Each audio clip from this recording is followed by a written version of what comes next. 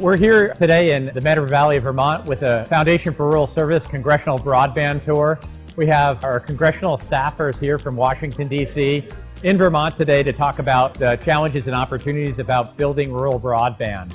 We had some speakers here talking about the different facets of broadband, a little broadband 101, just to give a baseline to everybody and some perspective.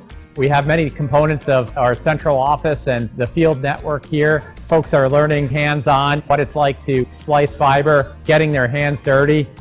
We take them all around, show them what rural America really is, what happens when your cell phone doesn't work, and how important broadband is to the rural community, to schools, to healthcare, to local businesses, how it impacts economic development, and also just how broadband happens.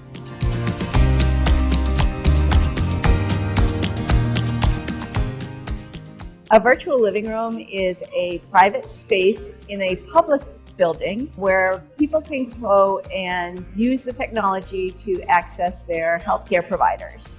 It provides the internet, it provides technology, and it provides the connection to their healthcare providers. For those routine checkups, they can come here and talk to their practitioner from the hospital and get some guidance. It means a lot for the VA to have a virtual living room in a small community like Bristol, Vermont. The main campus for White River Junction VA is 2 hours, a solid 2-hour drive. So this would be a huge asset for Bristol to be able to have their veterans have their healthcare appointments here. Just provides a great access. It's interesting to see them invest purely in fiber infrastructure, and that's something that not every company does, and how they're really looking to build a future-proof network the same way cities are building future-proof networks. We are so lucky to be able to offer this to Hill staffers. We just think it's a really important thing that FRS does for our industry and for our community.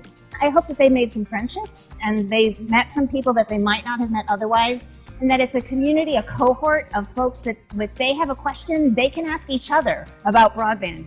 I hope they also recognize that NTCA and FRS is a resource for information about what is happening. So much goes on in the industry. Good things come from our members, and we have the information they might need. And I hope they have an appreciation that rural communities are different everywhere. This is what one rural community looks like, but that it's different from your apartment in the middle of Washington, D.C. And that perspective is really important.